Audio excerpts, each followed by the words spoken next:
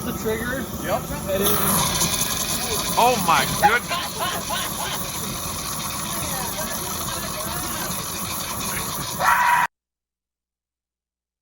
Yeah, Texas was an experience. I'm not going to really talk about the NASI qual in this video. I did a write-up on Reddit if you're interested in learning more about that entire scenario, link in the description. In this video, we're going to talk about the 5 teams NA is sending to this year's 6th Invitational, and it's the usual suspects. It's DARKZERO, Space Station, Oxygen Esports, and now TSM are going to the 6th Invitational. We're just gonna gloss over the fact that I also completely left the SONIQS out of that sentence. That was one of the dumbest brain farts I've had in a long time, but don't worry, they're here too. The only difference in NA's group between this year and last year is the absence of Parabellum instead being replaced by this year's NAL champions. Same number of teams, same number of chances to win. I swear, if I have to do candle tweets for each and every one of them, I'm going to cry. And amen. That's stupid. Let's begin with the teams that had the biggest number of global standings points and work our way down from there, which means we are starting with the SONIQS. Based on their international results, you would have thought them having the most standing points of any team in North America is ludicrous, but they're here anyway. Grixer, Kansan, Rexen, Super, and Yeti got 2nd place in Stage 1 of the NAL last year, which gave them a pretty good chunk of the SI points that they would need, and then 3rd for both stages afterward. They'd even become NAL champions at the end of the year, and remained the only team to stay in the top 4 of their region for all 3 stages. Domestically, they're a pretty fantastic unit. Internationally, no. Mexico felt like a feeling out process from them, just like dipping their toe into the water to figure out if it was going to burn them or not. Then they went to Sweden, and they didn't really look much different, and essentially got a gimme pass to 3rd place in their group because IG didn't have their starting 5. And plot twist, I'm pretty sure they also lost at least one of those games to IG. I'm not saying they're going to be first out at SI or anything, but their reputation as rambunctious, talented loudmouths is really funny to watch as they also slowly turn into the North American rogue. Like, I mean, they're really good in their own region, but always getting group staged at LANs. There's a bit of a connection there, and they need to halt that trend before it gets bad quick. Just below them in the standings is Oxygen, and honestly, this one's really hard to place because it's not like they've had an actual substantial LAN appearance internationally since the last 6 Invitational. Fox A, Laxing, and Vertical added Yaga and Kino on at the very start of last year. It was kind of a new beginning sort of thing, and people thought it would take a lot more time to cook. They actually stormed right out of the gates ready to go. They won Stage 1 and got further at Invite than anybody anticipated they would with this lineup, and they looked like NA's new chart toppers.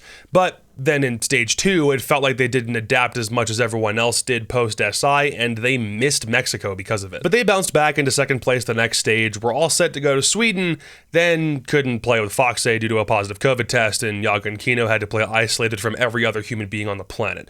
That just looked like so much fun. Needless to say, they would much rather forget that happened. But now they're heading back to Sweden, and hopefully won't get any more positive tests, and even though their 2021 was a series of interruptions right after they got on a hot streak, I know they'll be hungry to turn their fortunes around in Stockholm. They, at the very least, showed us last year that they can exceed expectations, but everyone's got to be in the same location, healthy, actually fit to play. I think they'll do okay, but maybe just okay. Space Station Gaming enters the fray now, probably as the NA team highest rated on most people's lists. In a year totally dominated by this flag, they were kind of the one glimmer of hope for people from this region. We're just going to ignore their Stage 1 and SI placements from last year, but I'll just put them up on the screen anyway, just so you have an understanding of what playing with substitutes for 3 months does to a team. Bosco, Fultz, and Rampy added Hot and Cold for Stage 2 and won it looking like kings, but got to Mexico and couldn't really live up to the hype. They added Skies to replace Thinking Nade for Stage 3, but found themselves with the same result going to Sweden. And for the 2nd year running, they were one of the first teams out of the NAL finals, but one could argue that that bracket isn't really that meaningful in the first place, so take that result how you will. These guys still strike me as one of the very best super teams we could ever see in Siege. Not like Vitality trying to bring people together and forcing chemistry down their throats. Like, all of these guys click really well together. It could be argued that some of the best aspects of the SI World Championship winning SSG and a DARKZERO team that never really managed to get over the finish line. Everybody can see that the potential is there, they just don't have any trophies to show for it. Unless you count Hot and Cold's MVP trophy for how he played in the NAL last year. For those who think SSG SSG are North America's best hope to just go deep this year, like, I'm in the same camp. But if this is the best team that we're sending to the Invitational, I would simply question whether it's enough. For the past two majors, as soon as they've hit the playoffs, they just get off to the slowest starts imaginable. And I think a lot of people have already put them into this year's group of death, so it's going to be an interesting challenge. This is the best opportunity for Space Station to really prove themselves. Gentlemen, break the streak. I have faith. Don't let me down. I just cursed you, didn't I? Because I'm wearing your shirt. Great. DARKZERO, surprisingly, have also been to the same number of tournaments that SSG have been to in the past year, while going through a pretty similar number of roster adjustments. But at the very least, they were always in the conversation. Still, last year was kind of a tumultuous year. They had Skies in Mint until after SI ended, when Panbazoo got added and BC switched back to being a player for a stage, who then swapped back to coaching once Canadian came onto the team after the Mexico major. So this lineup is Canadian, Eclipse, Hyper, NJR, and Panbazoo. So all of their results up until they added Canadian are here. But the ones with this lineup in particular are just 4th place in the NAL for Stage 3, bottom of their Sweden major group, and then runner-up at the NAL finals. I mean, it's just a mixed bag. When you add a leader of Canadian's caliber into the mix with a coaching staff as rigorous as DZ's, that wasn't going to be the kind of thing that produced immediate results. Like, I think this team over the past 2 years has shown any time they make a roster move of significance, it takes a while for it to gel. They have at least shown they're willing to adapt to a different strategy mid-stage rather than running on one formula without deviation for a whole 2 months. But what does that mean for this team at SI? I don't know. It's honestly too close to call yet, which unfortunately is kind of the story of DARKZERO's entire run in Siege as a whole. It just is what it is. And finally, I don't know what it is with me just loving to clap in videos. If it annoys you, let me know, and I'll just keep doing it. The team that soared through the NA closed qualifiers to join the rest of their region's top half, Beast Coast.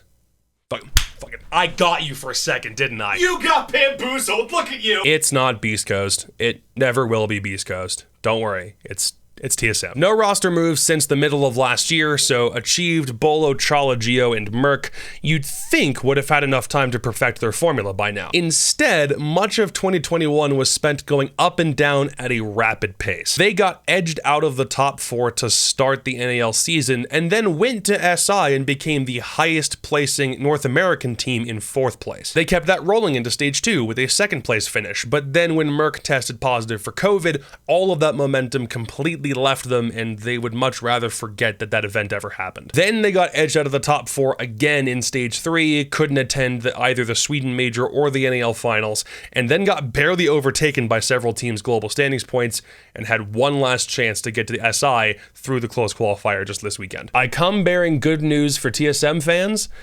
They played really damn well in that qualifier, so there is an actual chance that they could make a comeback. The rule for them just seems to be if all 5 players are actually physically present and playing the roles that make the most sense for their skill set, they have the potential to be unstoppable again. It was interesting watching the qual because Merc has now stepped into the IGL role according to his Twitter, a move I don't know if anyone ever expected, but they only dropped 1 map over that qualifier and genuinely looked like they had an unquenchable thirst to get back to the top of the mountain. Granted, it was just 1 tournament and it was only against domestic competition, but it's a pretty good precursor to how they'll do for this year if they keep this kind of trend going. So with all of that information injected directly into your information retention centers, here's my ranking. This one was kind of hard to sort just because you could make the argument all of NA simply isn't up to snuff with the rest of the world, so any of these could be rearranged in any order and we get the same result, but I don't know, maybe you're right. Latin America's qual also just wrapped up as I was recording this video, so that one will be recorded and uploaded tomorrow, and then we will do the predictions video. And I got a whole bunch of stuff that I have to get through over the course of the next couple of days, so apologies if stuff is behind schedule or rushed, or if this video wasn't adequately Twitter, Twitch, YouTube, SI, we got like a week left. Good freaking grief. I'll see you later tomorrow for the LATAM video. Yeah. Bye.